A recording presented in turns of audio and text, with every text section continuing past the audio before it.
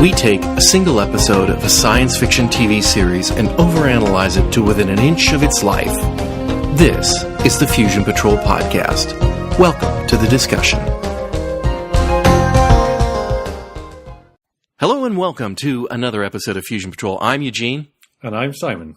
And tonight we are going to be looking at the next episode of The Prisoner. This time it's Many Happy Returns.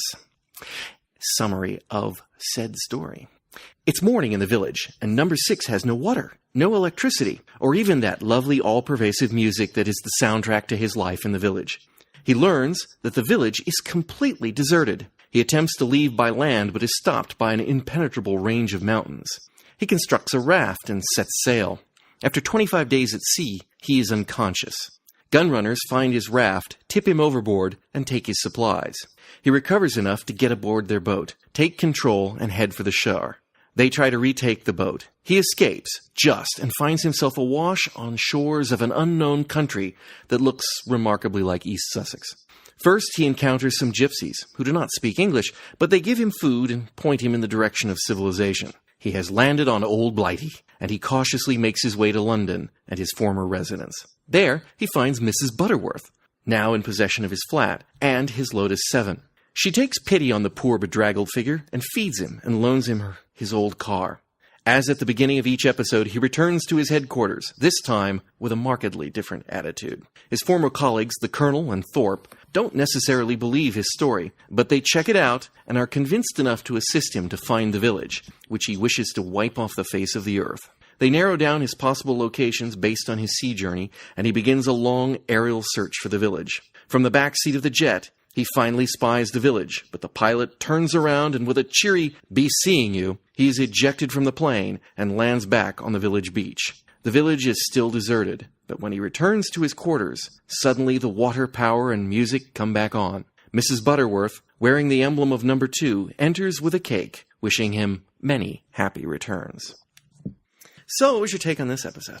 I'm amazed, again, really, at the flexibility of the format of this show, because it's a completely different story, and also within it there are all these kind of tonal shifts. So it starts out with me kind of expecting one thing, as you have number 6 wandering through the desolate, empty Portmeirion, and it's such a captivating location. I've said how much I like it before, but I could have just happily watched that. Then you have this whole kind of sort of seafaring yarn and the kind of antics and piracy at sea, all of which, next to no dialogue, and then suddenly it switches into this kind of London scene, this vagrant returning to what was his home and having to kind of convince someone that he's not a madman. And then it switches again, because he's back at work. He's back as an agent, trying to solve the mystery, trying to track down the village. So there are so many shifts in this, and I really loved this episode. I think this is possibly my favourite episode that I've seen of the show so far. Really great fun. I'm not quite willing to go so far as to say it's my favorite episode, because I've never really quantified in my mind which is my favorite episode. There's about 3 that I really enjoy. No, I enjoy most all of them, but there's about 3 that really come out always at the very top, and this is one of them. This is a truly great episode of The Prisoner. And yeah, it's 22 minutes before there is a word of English spoken in this episode. It's all, the argument that television is just radio with pictures. This proves that's not always true. This is a tense, interesting story without dialogue for nearly half the episode. Apart from a little bit of German spoken, or not German, it might have been German, about 15 minutes in by the gunrunners. But even there, they don't bother to subtitle it. It's just unintelligible, kind of urgent shouting. It's like, Aah! So Yeah, it got to a point where it almost felt to me like it was a thing. They were trying to do an episode with no dialogue, and then suddenly you got into this thing of it became very sort of dialogue heavy. You had these exchanges between the kind of former spy and the spy masters, where it was all about the words and the wordplay and trying to convince one another. And I think, that's what I mean about it just being so unpredictable, really, so flexible. Yeah, it's a great. Now, one of the things that is reported about this episode is that whether this was ever true, well, what's reported, I believe to be true, but whether or not, let me rephrase that. The writer, when he was writing this, believed this was the final episode of the first season of The Prisoner. Now, whether or not it was ever intended to be, that's another story. But the writer was under that impression when he was doing the story. And so there is, for example, his search through the village is almost exactly his first day's search through the village. Kind of the same places, hits all the same landmarks, and goes around. It's like a bookend. Yeah. And so you could see how if somebody were watching this and you knew this was the last episode of the show, even more so, you would be convinced that maybe at the end of this, he's going to be free. Yes. Putting it in the middle of the show, you know he can't possibly be. But you don't know how he could possibly end up getting back into the village. So it's a great teaser. It reminds me of a possible spoiler here for Red Dwarf, but it reminds me of the last episode of the 5th series of Red Dwarf. In the order they were originally broadcast, they mixed them up later, but in the order they were originally broadcast, the last episode is the one where there's a despair squid, and they think that their whole existence is actually a virtual reality game that they've been playing. And the genius of the episode is that the placing of it there and the fact that you don't know whether there is going to be another series makes you think, yes, this could be a resolution. And for this episode, I definitely felt convinced by everything in the episode, and I've just got used to kind of watching them with half my mind trying to work out, now how could that be if that were a trick? How could that be if that were a trick? How could the prisoner have got on this boat? Who would have to be in on it? Who would have to be play acting?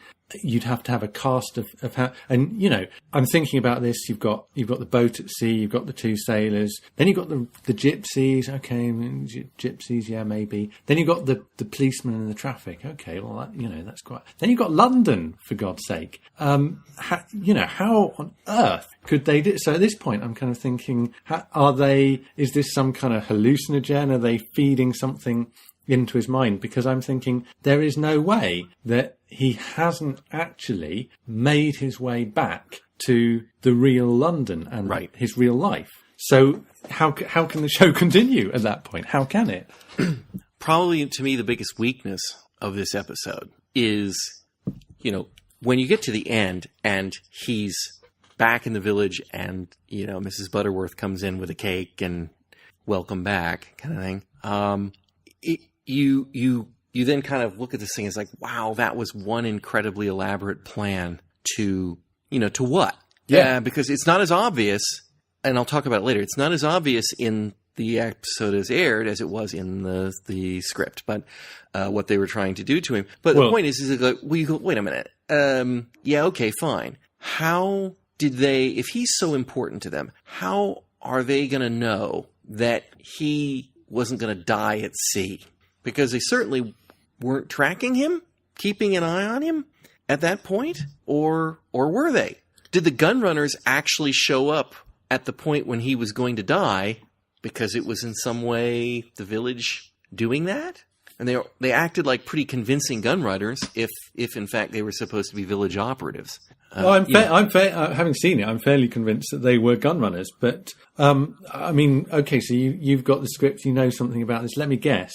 To me, if I had to, and because we don't get a clue, and in a way, this is one of the things I like about it. And I keep coming back to this fact of with the prisoner, they don't just feed you answers. Mm-hmm. We don't get a clue about why they do this to him. But my guess would be if there's a reason for this, because obviously there is there is a setup there. The village is empty at the start. They are letting him get away in order to prove to him that he can get away. He can get as far as he wants to go. And if you start imagining this and you start thinking, if you're in his position where you are you're disoriented by the experience in the village, but you're also, your foundations have been taken from you. Do you know who to trust? Do you know if your former employers are behind this or not? Who do you go to? That your name is no longer on the lease, your house is no longer yours, your car no longer has your name on the logbook. You've kind of been erased. So where can you go? And letting him out, making him realise that, and making him realise that at the end of it all, they can pull him back just like that. Mm-hmm. I think that, yes. That's kind of the point, because at that point, if there was any hope left, well, no, they own him, and they're trying to crush hope. Yeah. Yeah, that's pretty obvious that they're trying to crush the hope. There's a reason I want to talk about the script at the end, because typically in that book that I'm looking through the scripts are very, very close to what aired, and there's just, a little variation here, like, they swapped the order of these scenes, or they decided to change it to a different actor, or things like this one. But this one actually has a lot of differences in it, and they're germane to that question of crushing his hope. But so I wanted to kind of put that aside and talk about the episode as it stands first, and then kind of come back to it. So there are a couple of things that I'll throw out here. The first one is, I thought that probably the weakest thing they could have done was to have him drive to the edge of the village and find out that he's on a huge mountain range. Because I don't know how it works over in Europe, maybe. Maybe it's different in Europe, but when you're starting at sea level and you just drive what appears to be just outskirts of town, you usually are not at the top of the Andes or whatever mountain range that was. That was pretty unconvincing to me. Yeah, choice of. I mean, clearly they were trying to suggest that the village was, and you kind of got that from the aerial shots. You can see the kind of topography is such that the village is nestling in a kind of fairly inhospitable terrain.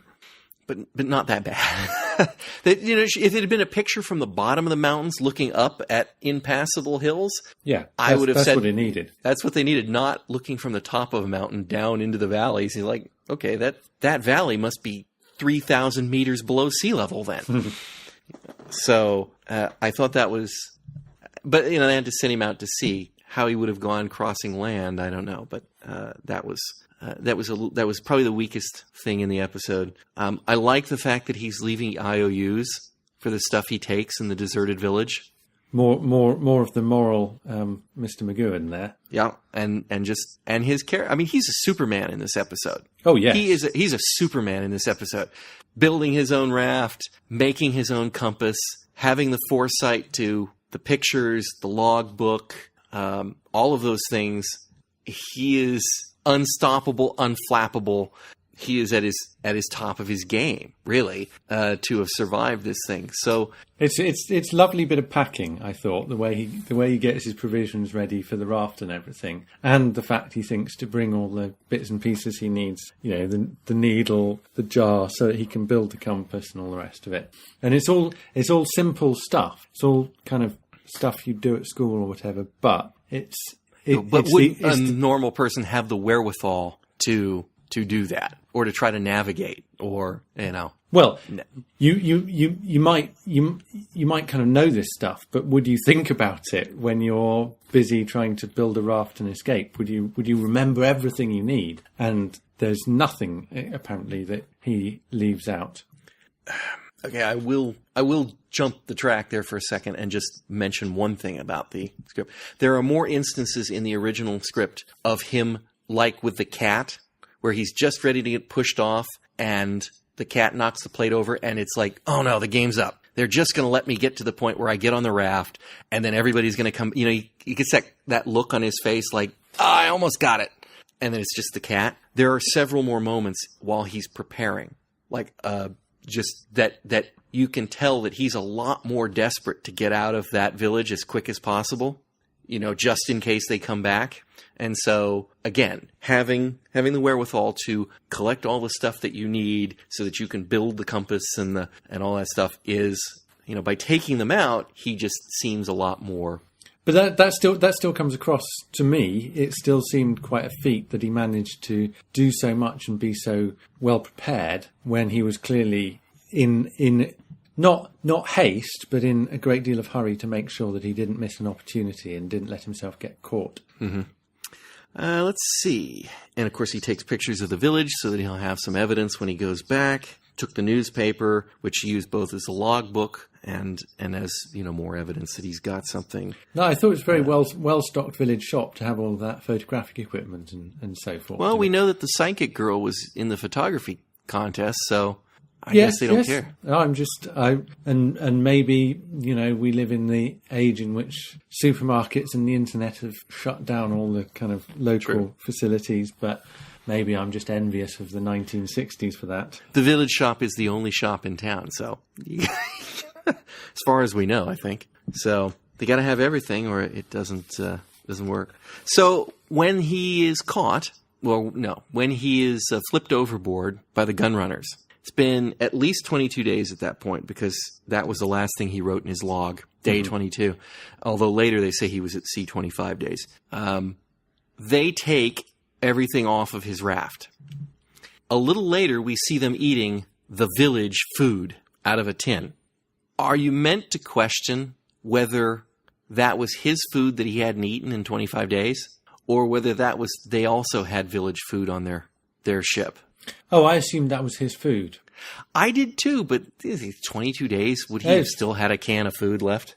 Well, I wasn't so much worried about the food as the water, because after 22 days, that would be an awful lot of water to have had to carry. Yes.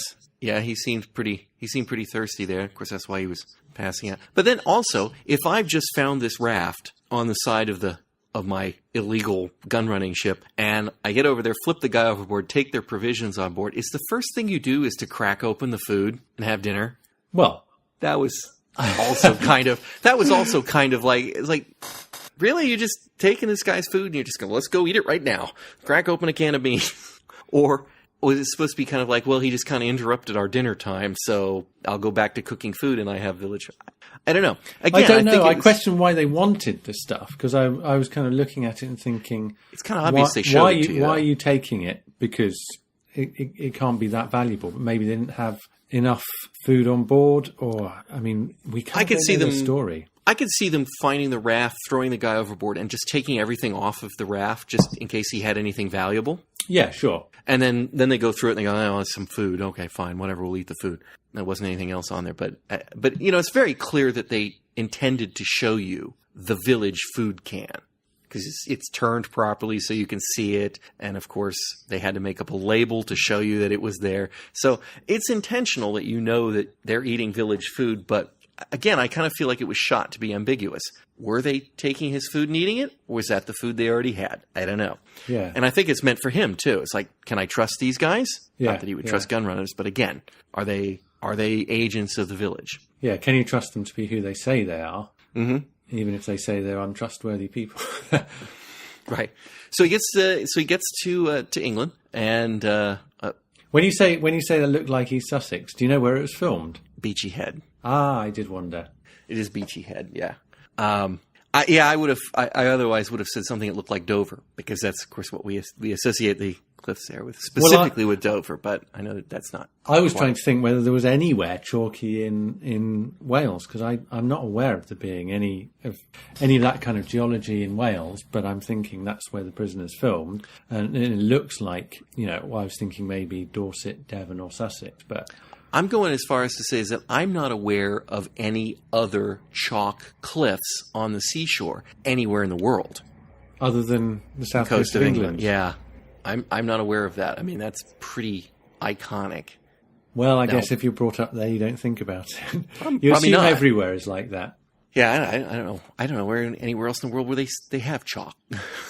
I'm sure it is elsewhere, but it is a unique geology that you've got in that part of the world. And I know that like a lot of the Neolithic, I don't know what they even call them, the giant man and big horses that they cut in the side. They cut that in because they're cutting down into the chalk where it leaves a big white visible marker underneath the facade. In some cases, I'm afraid to say, if you go and look at it closely, it turns out to be white painted breeze blocks. Well, nowadays, it's easier to keep looking trim. But I have to say that I did take it for granted. And as a kid, I really wanted to grow rhododendrons in the garden. I really liked rhododendrons, and so I resented the chalk because it was the wrong sort of the wrong sort of rock on which to grow the plants I wanted. See, now I hadn't thought about that. So I just think of dirt underneath, or in Arizona's case, something we call caliche, which is sort of cement made by nature. I don't suppose you can grow rhododendrons in the Arizona desert either. So I've never heard of anyone trying. No. Let's see. So he's in town, and his first thing he sees is a policeman, and I love his reaction. Policeman, can't trust him. Yeah. Hide. Not, oh look, it's the friendly Bobby. Finally, some help. I can go ask him directions. Whatever it happens to be, you would think that would be that you'd run to that person, but not him, because he can't trust them anymore. He can't trust anything anymore. And so he dodges down. And of course, it's worse that they're doing a manhunt, which again gives them an excuse for being out and looking for somebody, and also gives the audience an excuse to go, are they looking for him? Maybe they are part of this. I don't know. It's perfect. But it's always annoying as a viewer when you're kind of sitting there and your suspicions are raised and you're thinking, no, don't trust the policeman, don't trust the policeman. And your supposed hero is so thick that he kind of wanders up and that too walks into. So it's nice to have someone who is so smart they are just instinctively nope, not even going to. Well, smart, I don't know, suspicious. Really suspicious. Paranoid. I mean, he jumps in the back of that truck and he finally falls asleep. Much deserved, I imagine. And then what wakes him up? A siren. And I mean, awake like a cat. And I was like, siren, escape. And so this has had its toll on him. The experience has had its toll on him. And there's only a couple of places in this episode where we see it. Like when the cat knocks over the plate and when he hears that siren, there is genuine panic on his face for a second. For a man who is so tightly controlled and so competent and efficient at what he's doing, he really does fear going back to the village.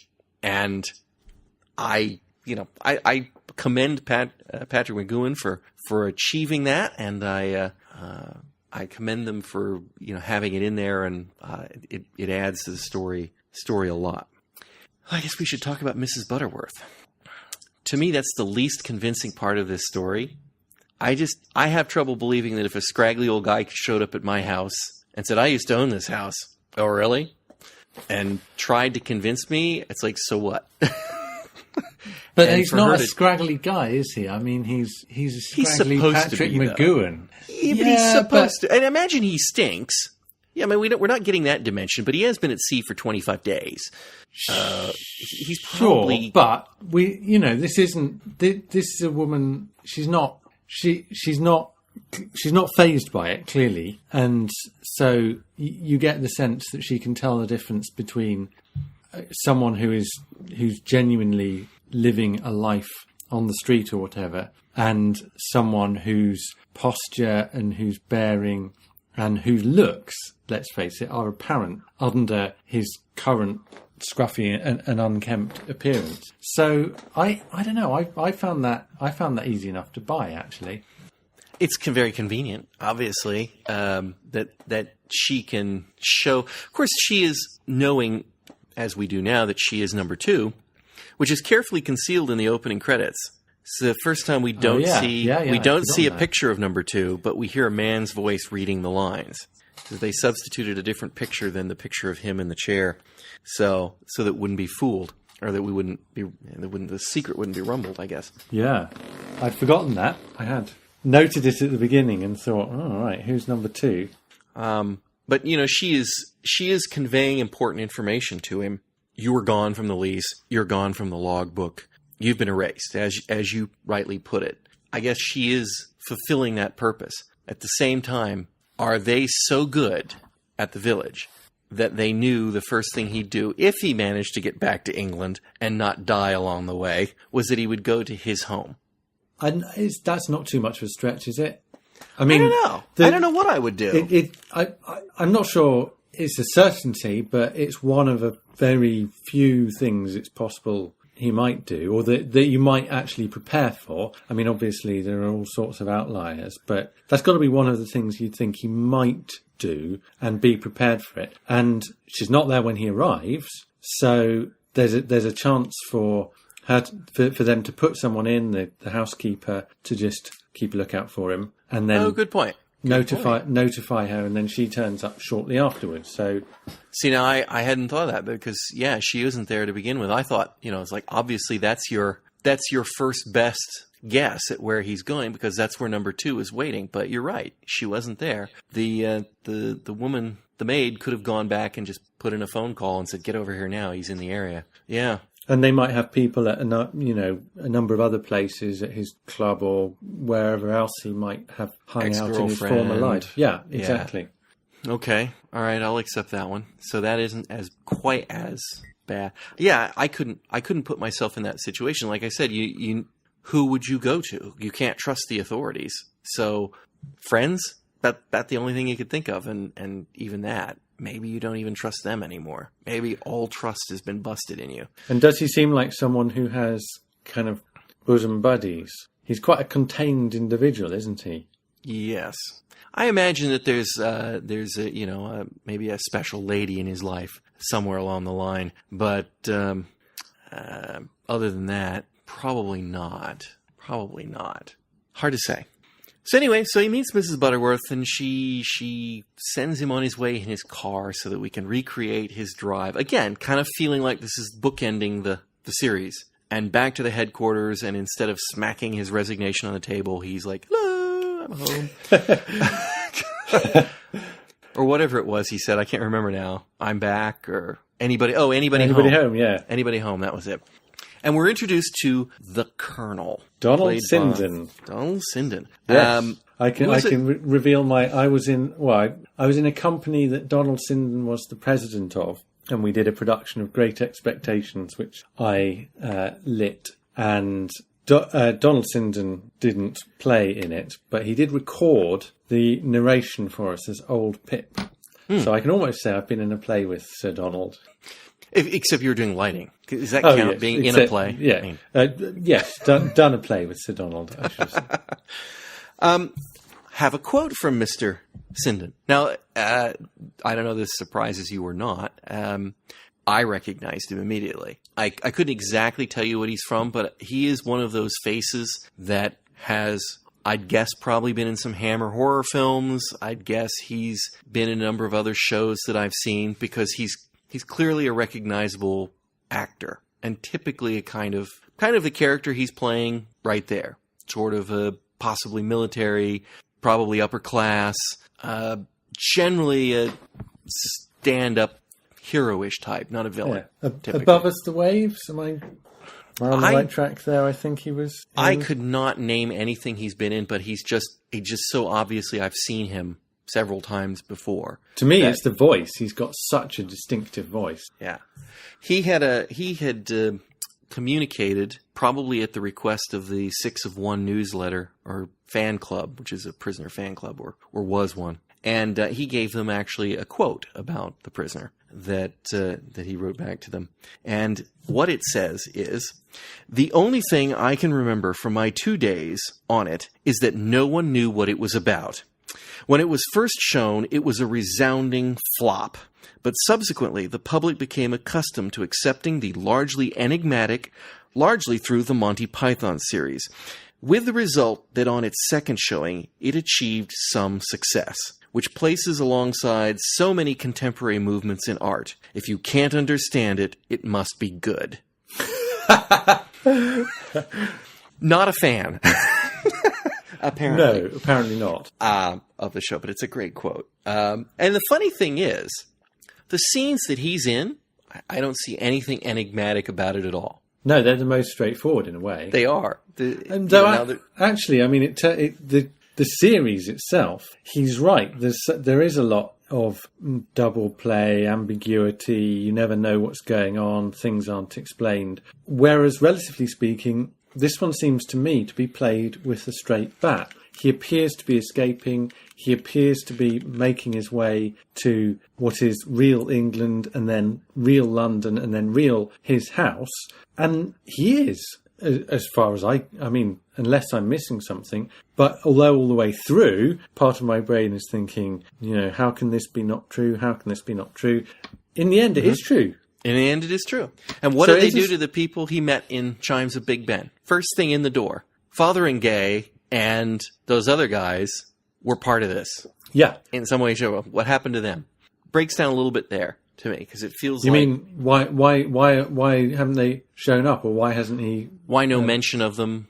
Just Yes. in a continuity thing, is that I don't know who runs this village, but I do know that Fotheringay and I can't think of the other guy's name, but Yeah, I mean, we don't hear him give the full description, so we don't know what he may have said. But yes, that's a good point. I mean, I have to say one of the things that for me was a slight kind of nag in the back of my mind with this one. I think the episode on its own stands up very well, but when you put it in a series with the Chimes of Big Ben, there are a lot of echoes because they're both, in a sense, the same story. They're both an escape. They're both about him, initially escaping from the village by sea, ending up in London, trying to explain his story to his old boss.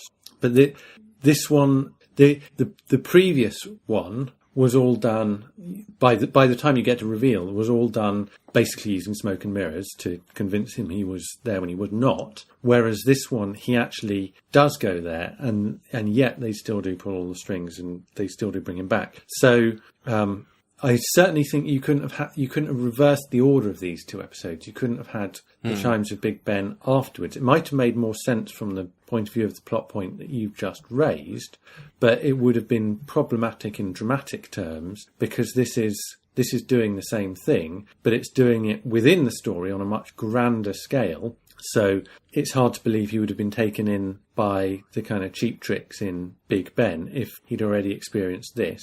And from our point of view, it's also, I find it a much more satisfying story. I enjoyed Big Ben, but this is better. Yeah, and like I said, it to me, learning that the writer thought it was going to be the season finale, it's perfect for that. It just would have been the perfect cliffhanger at the end of the show. But he should all the time be thinking, even when he, before he had the chance to escape in the village, that considering how they took him in the first place, he's not safe. If he returned, they could just take him back. I mean, apparently they've got enough resources that they can come up and take you in your house. You can't be wakeful and expecting it all the time. So any kind of escape might only be temporary. And I guess in this episode, that's driven home to him on him. Of course, there's the whole issue of the Colonel doesn't trust him. He didn't trust the Colonel because they don't know, but they kind of, I don't know, at the end, you kind of feel like that they believe his story. Well, okay. Kind of, maybe. See, now... but I think, you're jumping something there because I'm asking the question, are they in on it? Are you taking them at face value there?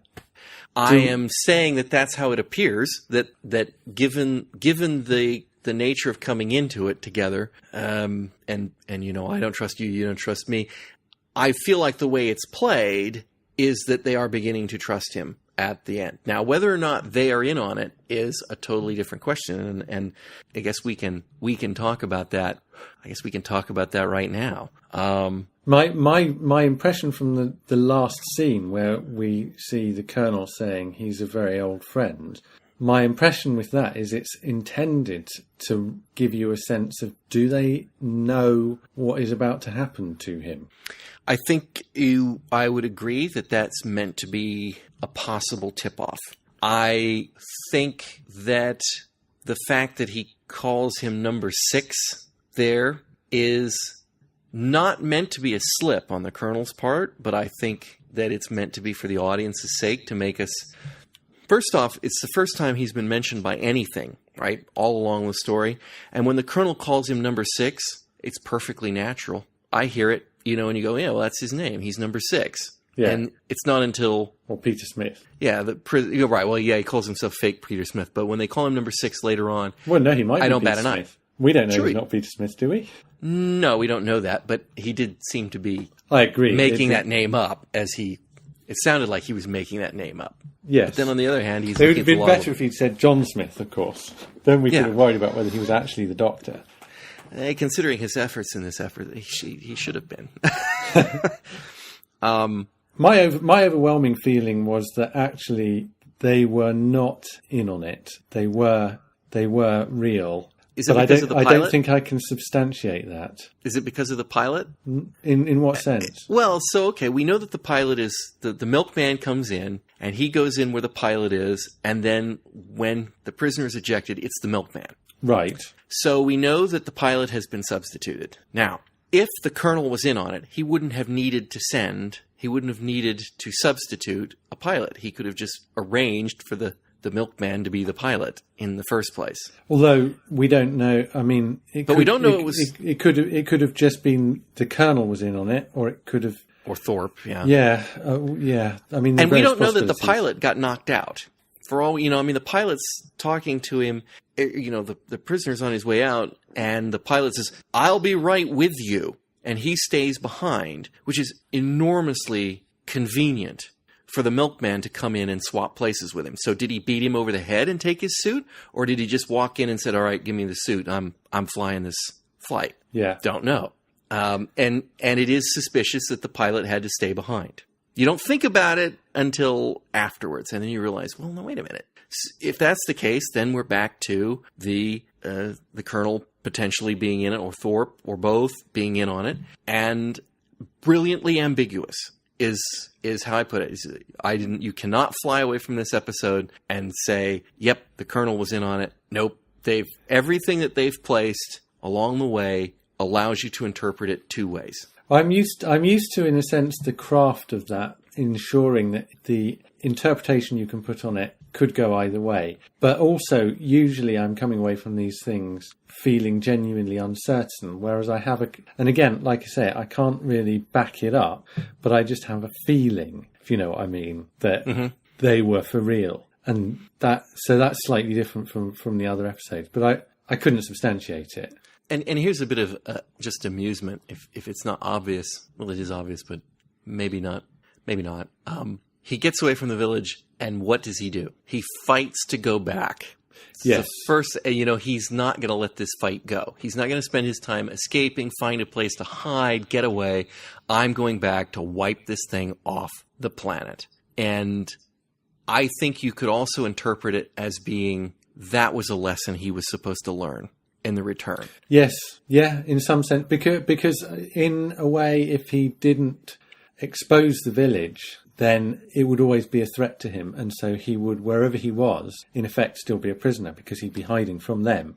And so his reaction, to me, that's understandable, his reaction. He needs to expose them. Mm-hmm. He needs to basically put them out of business so that he can be free again. And you're right, because what they do with that is show that he can try. You're stuck with us. Yeah. But yeah. One way or the other, even if you're free, you're looking for us. So, it's a great episode, and of course, it's not as common in the United States for people to say "many happy returns" for a birthday. That's not as common of a birthday greeting. So, and we are revealed that that day is his birthday when he's flying off to find the village. And so when Mrs. Butterworth, number 2, shows up at the end with a birthday cake and many happy returns, that's there's some layers there. Our birthday present to you was that you got to go out for a little while. You could take it that way. We gave you a little freedom. Happy birthday. It's like, or of course there's the obvious many happy returns. You're coming back here, as opposed to what it means in terms of the birthday. So all very, very, very well crafted, very well put together. Yeah. I can really not fault the episode in any significant way.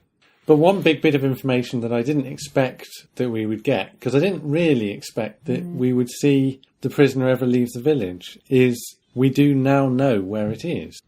Well, within a very large area, because now that the pilot's flying, does number 6 actually know that where the pilot's telling him he is? Well, he's got a map. He's directing him. You know, he can compare the map with the landscape below him. It would be difficult to. I guess that's true. Pull the wool over his eyes. We don't know, or if it was revealed to us, I missed it. Whether that was the coast of Morocco or Spain, but we know it is Mediterranean. Right, which is of course different what they told him in Chimes of Big Ben. Yes. But that was just what they fed him. They wouldn't stand to gain anything by being honest about it, as far as I can see. But they did have to have somewhere for him to take the raft to, because that part of A, B, and C, Chimes of Big Ben, was real. They were on the raft. He steered the raft the direction that what's her name told him, and within less than 25 days, he got to a landmass. So yes, that was quite short. It might have been. He actually should have known that and kind of maybe headed roughly in that direction. I don't know. Maybe he wouldn't want to go there because he was afraid the agents of the village would be there. I don't know. And he's on a raft, so all he's got is the direction the wind is going in. Didn't he have any control over that one? He had a sail. Well, I don't know how you control a raft. Is it? It has no keel. Different? Oh, is that one? Okay. I don't know. I don't know if no water here. No water. Yes, so Portugal, Spain, Morocco, somewhere. Yes. Not Wales. Not Wales. Not Wales. Was not far enough out of the inner circle, so not Wales. I can't think of anything else shy of talking a little bit about the revised script. Unless you've got anything on this one different. No. Okay. Like I think I said, so in the script book, it's remarkably different. Many of the same things occur, but, Mrs. Butterworth is a completely different type of character. She's like a really old lady with her cats, and the gun running thing plays out, and the gypsies play out a little bit differently. But it's still, there's a lot more time spent in the village with him preparing. He spends his time trying to get the helicopter working, because he's just sitting there on the pad. And he has to basically overhaul the thing to try to get it going. And by the time he does, the batteries are dead, it's out of fuel, and he's heartbroken. And this happens over and over again in this story. He is crushed at failure, that he can't get out of this place. And he does some time in the hospital. He goes to the hospital and he's like sets the rats free. It's kind of little human moments. He just goes, "Oh, you're free." I don't know if he speaks, but he releases the rat. But then he hears people talking, and he flips out. He's like, down and panicking. It turns out it's one of the brainwashing machines kicks on with a recorded voice. Of course, there's no power, so how does that happen? But and I understand the reason they cut that out is they just couldn't afford to build the sets.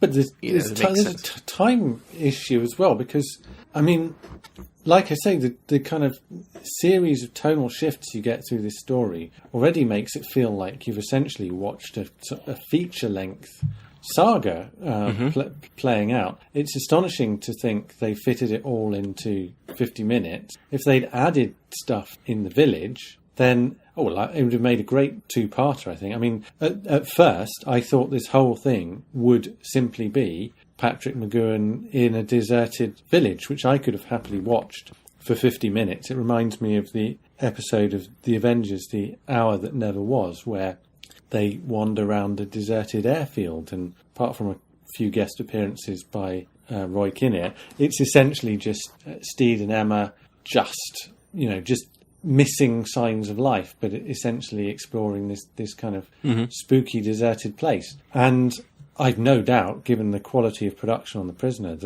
and McGoohan's central performance, that they could have made 50 minutes of him in Portmeirion, just him and no one else, and I'd have lapped it up. So yeah, I can see why they put all that in, but I don't know how they'd fit it with everything else that happened. At sea, he before he leaves, he fashions himself lots of fishing hooks and line so that he can go out and catch food. Well, maybe that's why there's still some tins left over. But in the script, he the lines break. He loses the rods. He never catches a fish, or not the rods, but he loses the string and the hooks. And so it's again, it's crushing. It's in the script. It's actually, he is crestfallen. He's more human in the script. He's much less the Superman in the original script. It's more obvious that he's not trusting of anyone, Mrs. Butterworth, any of the people, that he's constantly afraid that they're going to catch him. In the original script, the film, it's blank when they retrieve. When he arrives, the first thing he does is somebody gives him a coin because they think he's a vagrant, and he uses that to go to, I think might be Charing Cross, and uses a locker, and he locks the film in it, and then he goes to his house. And when he has the Secret Service guys retrieve the film and they develop it, it's blank. So there's no photographic evidence of any kind. And I don't think they had the tally-ho. So it was just paper that he was writing on. So there's no evidence whatsoever that he was anywhere other than defecting. We later reveal when Mrs. Butterworth at the end comes in, she gives him the film with the pictures. So, here, we had them. Basically, so she's basically, and she says it, we're digging in. We're just proving to you that you can never get away from this place. Do you want to tell me why you resigned? So there's some extra lines, and it absolutely did it. And it's also more clear on which side, maybe. It's more clear, maybe, which side the Colonel is on. So the scene where they figure out where he floated is very different. They're still working on it, but they've also fed the information into a computer. And a junior officer comes in and he says, well, we've, this, and the computer says it's here and points to an island. And they explain, it's a volcanic island. It's out off the coast of, I think, Morocco in this case. And the head admiral says, well, then you should have been paying more attention. You and that computer should have been paying more attention to the dispatches, because that island just exploded and was totally destroyed in a volcanic eruption the other day. And the prisoner's like, oh, well, that could explain why everybody evacuated the island. But there's something about the way that scene plays out that it feels like that the under officer is lying, that he's provided them a very convenient way to say, we will never find that island. Don't bother to go looking, because it's gone. And of course, our guy doesn't acknowledge that, because he says, well, it wasn't, the trees were too old on the island. The island's only 50 years old. Apparently the volcanic island that blew up is only 50 years old, and the trees in the village were too old for that, so therefore it couldn't possibly have been that island. And also that island moves around, because apparently it's one of those floating volcanic islands, which I'm glad they removed that line, because that's ridiculous. But I know people used to believe that. This volcanic. So it's like, yeah, no. So you kind of feel like maybe he's a plant. There's no scene with the pilot being swapped. As far as we can tell, the pilot is the pilot that took him to the village and dumped him out. And the Colonel says to number 6, right there at that scene where he says, you're a stubborn fellow, number 6. And he says, I'll punch you in the face if you don't do it. He says, all right, well, I'll be out for about 16 hours on this flight. And the Colonel says, I'll wait here. And just as soon as he gets in the plane and flies off, the Colonel goes and gets in the Rolls Royce with Thorpe and they drive off.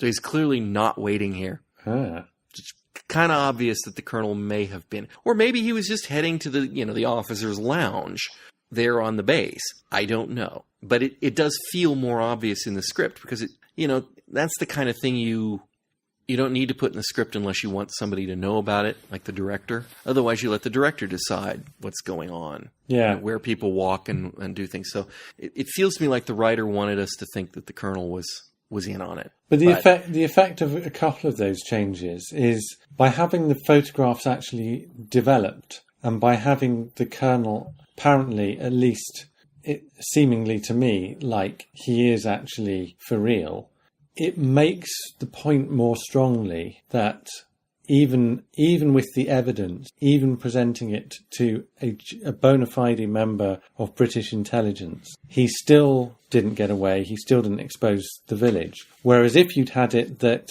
the reason he didn't have the photographs was because they'd stolen them, or because the reason that he'd gone back was because the Colonel was in on it, then that's like, well, all he's got to do is next time he's got to have better evidence, or he's got to be more careful with his evidence, or he's got to be more careful about who he chooses to show it to. But it's still worth escaping. Whereas with the changes made, it feels much more like there is no hope. It's grimmer in a way. It's a much better. I think it is a better edit. I do kind of like the theme of showing that the prisoner is being broken down.